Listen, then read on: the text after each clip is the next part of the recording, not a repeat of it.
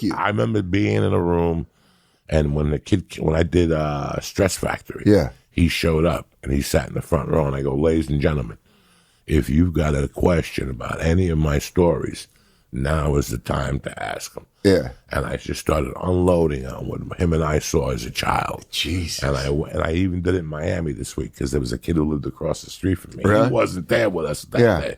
But I still remember ordering that porn, getting the box, and 6 of us chipped in. 5 of us chipped in like $4 a piece. And we fucking... dude, that was someone's like... someone was an investment and with we're you. Waiting. We're waiting, every day. Did you get the package? Yeah. Lee, did you go by there? I was there all day. The mailman didn't come. Well, it's because it would say 6 to 8 weeks.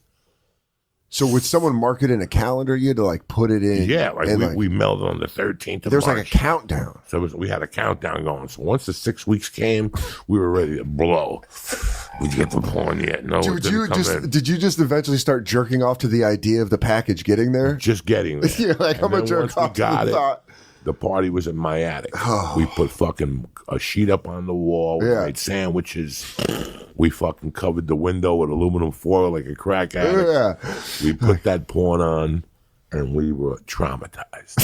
Traumatized to the point that I'm not a hooker guy or a strip club guy or anything from what I saw. So if we had a reaction... And I'm telling you the truth. This is not a joke. I think back... You look at my personality, I'm a wild man. Yes, I love pussy and I love everything, but Lee, 8 years. We went into a strip club. He hasn't even gone. Yeah. Just because of that video. Just that video just gave me, I don't even watch porn. People send me shit. Yeah. If somebody says to me, this girl was at the store, I'll look up her name. If I meet a porn chick and she tells me her name, I'll look her up or something. But besides that, I don't look up porn. I don't know anything about it. I know there's Pornhub and YouPorn. And was it because of that, after that video, even as a kid, were you just like, I was very Catholic. Yeah. I was raised by a single mom that was... she spoke sexual, but I didn't like it. Yeah. And then seeing that fucked me up. How old were you when you saw it? Probably, I gotta say 13. Okay. And we had an 11-year-old in the room, and he just started crying. Yeah. He just broke down. I mean, that shows you a real, And today he's got 6 kids, so I don't know if it's because of that porn or whatever. You snapped him into line. It just snapped you. You guys scared straight with the first... your first porn thing, here's the thing, even when it's not a terrible situation, even when it's a good, I saw probably a late 80s, early 90s porn for my first porn. It was still the first hardcore porn you see. I was maybe around the same age, 13, 14 years old. Mm-hmm. And you're like, oh, fuck, what the fuck? Because it's so graphic and more hardcore. But then to make it worse, like you're saying, that could snap you shut. Somebody approached me this week, a publicist, and they wrote me this long note about a client they have that he wants to come on the podcast and talk about, porn addiction in this country. And I looked at it and I'm like, and how it ties in with human trafficking.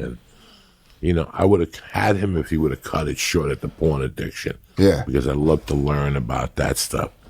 But I don't want to hear about human trafficking on the show. That takes the show somewhere else. Yeah. I like this show because from time to time, even if we get serious, we do crack a few jokes in between. There's no, you're talking to a guy about human trafficking. You try to crack a joke. I don't want to talk about human trafficking. Yeah, I get that. Every day we drive here in North Hollywood, and you see all these massage parlors. And I can't even think, I go to one massage parlor, but I take my wife there. Yeah. I took Lee there. It's called Ching Woon or something like that. And they do foot rubs. It's all guys. It's legit. It's not one chick. It's legit. But all those other ones on Lancashire, they're all tug and hugs, whatever. Yeah. And if you ever go in there, one Christmas, my back hurt. And everyone I went into, I walked in and I was like, you know what? Let me make an appointment. Because I could tell, just the looks they had. And the woman looked broken. You could tell they're human trafficked. So you could tell by walking in the door, they would look at you and just be like, hey, fuck, here we go. I got to fuck this guy for freedom. You know what I'm saying? Like, oh my God, I'll jump off a fucking bridge. Do you want to know how sweet that freedom is? I'm about to fuck this guy for. And it was funny because I watched this documentary, and it's the biggest concentration of them in Houston. Mm-hmm. Really? And I've had friends go to Houston and say, "Oh my God, we went to a massage parlor. She looked like Lucy Liu. She wanted $300, and she let you fuck her in the ass with a condom. You know, just crazy shit. Comics." There's some comics who are fucking savages. Yeah, you find out some guys and you're like, man, you should have been in the 15th century. Oh yeah, there's some comics that are just that's. Listen, there's some comics. I was always drawn to the drug part of it. Okay. Second was sex. The crazy. I was alcohol first. The bump that you bump into on the road. For some guys, I know 3 comics who blew their lives over their sex addiction. But I would never say nothing to. I've never said it to them. But I know that their sex addiction cost them their comedy career the same way a drug problem would. Alcohol or drug problem. Because I think about that because I stopped drinking 6 years ago. And you think like, I have a friend who overeats. You know what I mean? He's like 500 pounds. And I think about that. And I'm like, man, I hope. What a hard thing to stop because the thing you got to stop the thing that you have to do. I don't have to ever drink alcohol. Like sex, if you're a sex addict, you want to have sex again with your wife. So it's weird. You know, it'd be like if I had to drink a beer every day and they'd be like, don't be an alcoholic. That's a weird addiction to think. And I feel like I'm lucky that I don't have it. I was going to say, like, I'm sure it's hard. There's parts to it, but sex addiction seems like the best. Like, it doesn't seem like it's that bad. I think it could fucking destroy your life. Destroy you. How? You know how? Because I have a dear friend that I got to meet out here. Yeah. And after 4 years, I asked her, why don't you have a boyfriend? Yeah. You know, she became friends with my wife. This is when I lived in Hollywood. She moved back to New York now. Yeah.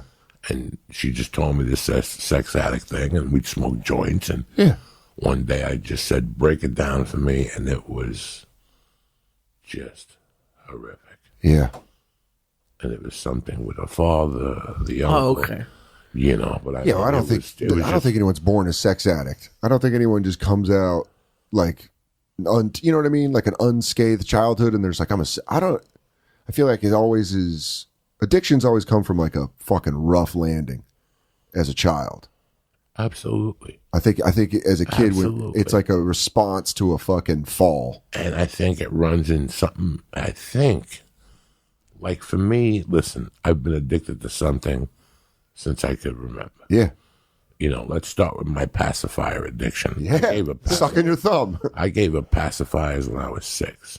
Okay. And I still remembered how I used them. I used them like people smoke cigarettes. Where you'd stress out. So I'd play with you. Yeah. And then let's say I lost the game, I'd go, I'll be right back. And I'd go in a corner and suck 3 times, then come back and keep playing Monopoly. That is fucking hilarious. I thought about that not as a just joke. Just a pack of pacifiers? I had them everywhere. All over the fucking apartment, 80 to 90 of them.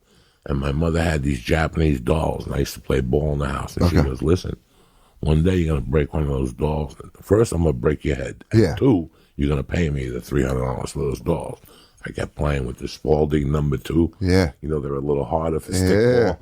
And I broke the fucking doll. And she goes, you either have to pay me the $300 or you give up your addiction to pacifiers. I knew I wasn't giving that bitch $300. She would have to kill me to get the change I had saved up from the bar. I had exactly like $310. Yeah, like you're not blowing that like fucking. 6, you're not gonna blow most of that. I'm not blowing that. Yeah, like, fucking dolls. Yeah. And I still remember her and I walking around the house and me going and she had a garbage bag and me throwing. You know, I had them hiding under pillows. I had one like crazy glued Did you have like a period of withdrawal? Like, did she have to leave you in a room when you're just like? I don't remember. Like, I looked at my daughter when my daughter had it. Yeah, the Binky thing. It was over with her with 3, and that was enough. And I still remember her asking for it a couple times. Yeah, and then me coming back from the road and my wife going, "Don't even bring it up." Yeah, and that was it. I just moved on. But I guarantee that addiction turned into, then I became a karate kid. Okay. And I was addicted with that. Yeah. Like that. So then Bruce Lee came and it drove me over. And then from that, I probably got hooked on fucking ice cream. Yeah. I don't know. I ate pizza every day, like steakums. Everything I do, I'm a creature of habit. Yeah. You know, I was thinking last night, if somebody wants to kill me, all they got to do is go to the store on a Tuesday night. I'm at the store every Tuesday night. You're just going to be right there. I'm at the store every Tuesday. Yeah. You know, rain, snow, shine. I feel bad. Christmas Eve is on Tuesday, and I'm like, what do I do? Like, what do I do? You got to go to the store, yeah. Like, what do I do? You don't think about that when you have like habits like that or like kind of like OCD compulsions like that. When it's something like a holiday and you're like, no, but I do this thing on this day. And everyone's like, you got to eat turkey with your family. You're like, fuck.